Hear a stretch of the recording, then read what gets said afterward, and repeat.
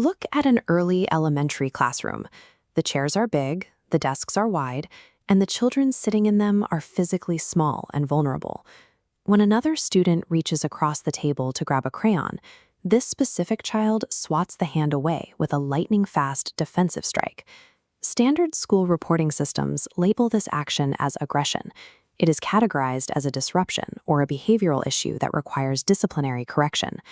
On the surface, the physical reaction looks like a conscious choice to break the rules. However, the classroom is simply the stage where a pre-existing survival mechanism is triggered.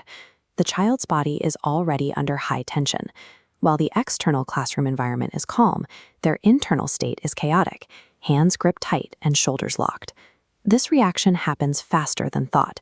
The signal travels directly to the brain's deep reaction center, bypassing the frontal lobe where logic occurs. The body decides to strike before the conscious mind registers a boundary was crossed. The student is effectively a passenger to a physical command their body has already finalized. To understand this reflex, look at the child's home. When a caregiver's mood or voice shifts suddenly, their world becomes entirely unpredictable. In this context, minor mistakes or subtle shifts in tone led to disproportionate, unsafe consequences. The brain learned a vital lesson. Waiting to assess a threat is a luxury they cannot afford. Safety requires immediate action. This neurological survival tactic is known as adaptation. The brain adjusts its baseline speed to ensure the body is never caught off guard. Reacting quickly is a highly successful strategy for survival. In the classroom, that aggression is a protective shield designed to stay ahead of perceived danger. As the child moves into adolescence, they grow larger and stronger, yet the defensive, heavily guarded posture of their childhood remains. The childhood survival reflex expands with the body. Minor social friction, like being brushed in a busy hallway, triggers an immediate combat-ready stance. This is automation. The brain stops evaluating individual interactions and begins to assume that danger is present by default. Because the brain is operating on these automatic assumptions, a defensive response occurs before the teenager can even understand the reality of the situation.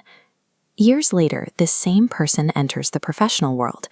They are in a safe environment, surrounded by colleagues rather than threats. During a routine disagreement, the adult's tone escalates. They lean forward aggressively, causing others in the room to withdraw in discomfort. Their brain is still operating on the outdated threat assessment programming of their childhood, unable to see the safety of the present moment. The exact reflex that protected them as a vulnerable child now creates distance and isolation in their adult relationships. Breaking this cycle requires a shift in how we observe others. This is the beginning of awareness. It starts by replacing the judgmental question, "What is wrong with this person?" with a more insightful inquiry, "What happened to them?" Confusing or aggressive behavior is a historical record. It always tells the story of what a person had to endure to survive. The long-term path to change is through attachment, providing consistent, safe, and supportive human connection. When an automated defense is met with calm safety instead of reciprocal aggression, the body begins to soften. If the brain is shown consistent safety over time, it begins the slow, difficult process of unlearning its automated defenses. We have to look beyond the immediate conflict to find the solution, remembering that the behavior we see today began long ago. Ask a different question. What did they experience? Behavior acts as a form of communication. It changes shape and carries forward as we grow. If this reminds you of yourself or someone you know, please like, subscribe, and share.